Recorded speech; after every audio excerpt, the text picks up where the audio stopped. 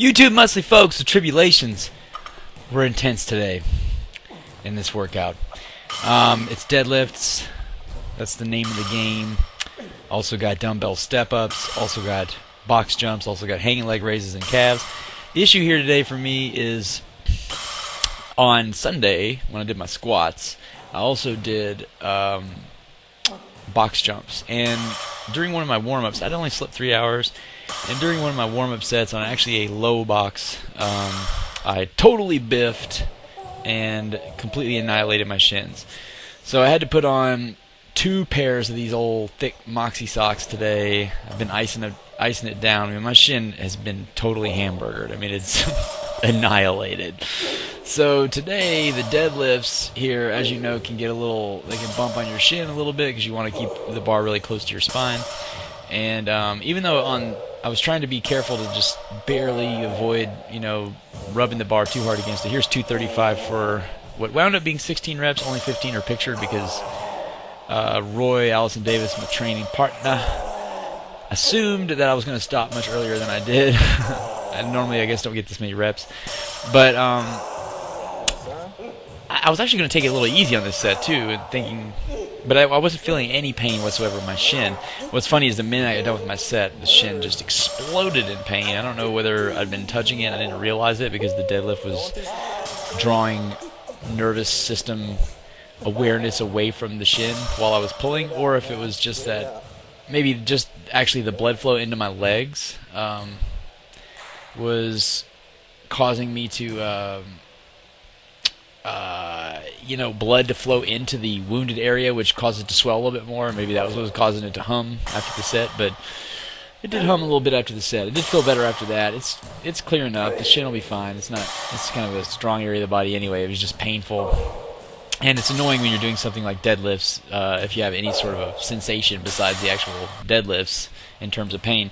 Actually, also recently I had a really bad callus on my foot that was acting up on deadlifts, and it's cleared up too. So hopefully we'll get some pain-free pulling here pretty soon. I might be able to get 405 up. But this shin situation was really hanging on me today. It was actually hanging on me a little bit mentally too, because I wanted to make sure that I'm not, I don't associate box jumps that way. So here we're doing the dumbbell step-ups, working on these for the specificity of trying to be able to dunk a basketball. I'm using the 35s here. This was the first time I've ever done these with 35s. It feels a little too heavy right now, but to do for more than one set. As you can see, my core kind of isn't necessarily handling it. I mean, it's not handling it. Obviously, I do more weight with my core on other exercises, but after doing deadlifts and then going in here and doing these and not having really the experience of doing them, I guess my body hadn't figured out how to hold the core tight there. Also, the issue with these 35s, I probably should get some dumbbells because these are they actually swing to where I have to raise them up to avoid hitting the box, which requires me to shrug the weight a little bit, and that's just kind of outside of, I guess, the specificity of this. I mean, this is kind of one of those exercises, though. This it's functional. It's kind of like real life. It's like climbing up onto something. So if something's a little awkward about it because of the equipment, then that doesn't necessarily deviate from the platform too much. But it would be better if I could just, keep my arms to my sides, maybe squeeze on the lats a little bit to keep everything in place, and then not have to worry so much about swinging plates or having them bump into everything and whatnot. But ultimately, these step-ups I think are really good. I'm using it as an alternative to the squat, although I do front squat on Sundays. But on my deadlift day, I use it as an alternative to the squat because it doesn't... Something about my biomechanics, I squat really deep, and I have some butt wink issues biomechanically. I don't really know how to squat only to parallel and not all the way ass to grass, just because I don't have someone coaching me to tell me when to turn around. And I'm comfortable going ass to grass, basically. So I just focus more on, front squat and deadlift, since the front squat fundamentally just does not put crazy amounts of force into your lower back to the same extent that the back squat does, just because of the ability that you have to hold weights up by your core limits, greatly how much force you can even possibly put into your back. Like, so such that if you were struggling too much, you would probably drop the weight before you would damage your spine. Whereas the back squat, you can find a lot of ways to cheat the weight up. You know, you can see people using terrible form and with weights they can't handle left and right on the back squat. And that's one thing about the back squat that's different about it from most any other exercise. The back squat, you're kind of wriggling yourself into a barbell, and it sort of works kind of like a machine exercise because it would be really hard. I mean, I have squatted in daily life one time. There was a chair that my sister had when I was helping her move where the way the chair was set up, I actually was able to basically back squat the chair. But in life, it's a really abnormal movement pattern that you're going to be able to find a load perfectly placed on your back that's actually super heavy, maybe heavier than your own body weight, just because it requires there being some apparatus to get it up into that position. Now, a front squat is something you can pick up off the floor and do. You know, a deadlift is something you can pick up off the floor and do. These step-ups are something you can pick up off the floor and do. Like, almost every other barbell and dumbbell exercise is just picking something up with your hands and doing it. You don't necessarily have to. I mean, obviously, you get heavy enough on overhead press, you're probably going to want to go ahead and put that on a rack, but you don't have to. You could easily power clean it up, and it would work just the same. You know, so there's these different or these sort of similar features to most everything that you would do, you know, in a conventional sort of strength program, except for something like leg curls, or if you're doing leg presses, or if you're doing back squats. These are some exercises where they're not just like something you pick up off the ground. And that's not to say the back squat isn't the king of all exercises, because it is. But, you know, for everybody, there's different things. And, you know, for me, if I'm playing with really heavy back squat weight, my chance of injury is just so much higher than when I'm playing with way heavier deadlift weights. You know, but I also have a lot of hamstring injury in my past, and so, you know, it could be a me thing with my hamstrings, stemming back to my track history and running and all this stuff. But they do say that past history of hamstring tweaks and injuries is like a predictor of future hamstring tweaks and injuries. So could be the case. But I've found that this program, like when I do front squat, and I do like 5-3-1, Wendler 5-3-1, that workout program, and I do it with front squat in replacement of the back squat, and then, you know, focus on front squat, deadlift, bench, and overhead press. I usually am always injury-free. I'm making gains on everything, etc. Whenever I try and push back squat a ton, I do wind up getting injured. You know, I've tried doing them 3 days a week. I've tried doing them twice a week, where I do like back squat and then deadlifts, and then like deadlifts and then back squat or something. I've tried like a million ways, and at some point I tend to get some kind of tweak in somewhere in my hamstrings, glutes, maybe low back, but not really low back. I don't really get low back tweaks. I've gotten some low back tweaks off the deadlift, but they were usually a mistake. You know, like something like I did a really heavy rep one time, and I dropped the weight with my left hand, but I didn't drop my right hand. So, you know, it's just kind of like, really got to stay on top of this particular issue, because being able to continuously train without injury is most. Here we go. I tried a box jump, and it was way too hard, and I almost went flying off. So I had to really focus on getting that soft landing, and luckily that first rep taught me that. That may have been an issue in why I missed my rep. Now, bear in mind, okay, we do these 3 boxes, and this second one here is the one Sunday that I jacked up and hurt myself on.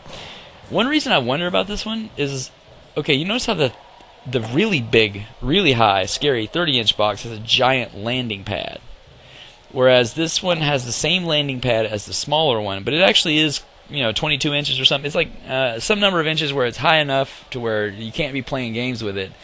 Obviously, I missed it once, so whereas you'll see I kind of like didn't perfectly get. Maybe I didn't perfectly get one of these. We'll see. Or maybe I did. I don't know. Probably did get them all, actually. But whenever I don't perfectly get one of these big ones, I tend to fall to where I don't get my whole foot on the pad, and I just have to kind of jump back off.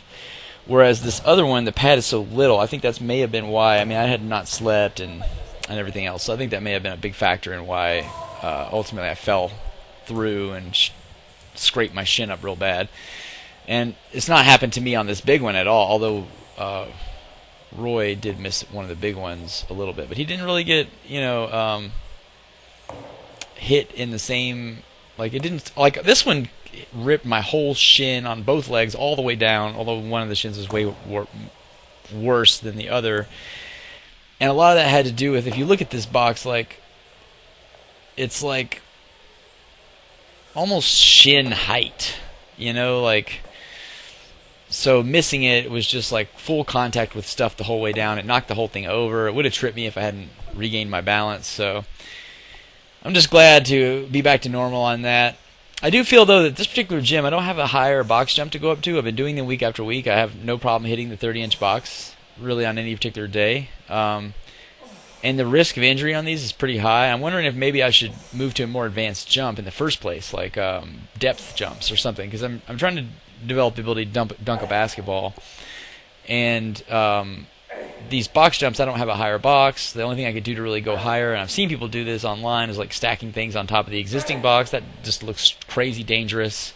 Seems like it would really, if I miss something like that, you know, we're just asking for it. So like something like a depth jump, which brings the intensity up. Now the thing about a depth jump is you're jumping down. You know, in this box jumps, you kind of, while they have an injury risk element, it's like you're trading the risk of missing and hurting yourself for having to absorb more force when you land or whatever. Because the box jump fundamentally reduces like the amount of falling through the air that you do when you jump. Like if you were to do vertical jumps, you jump up and then you take all the force of your body with gravity coming all the way back down.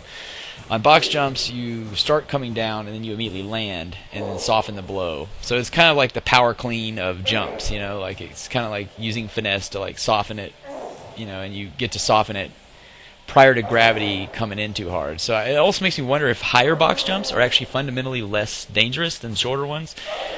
And also, if, you know, is the trading of injury risk of maybe missing a jump worse than the extra force going into knees and stuff from a more intense form of jumping?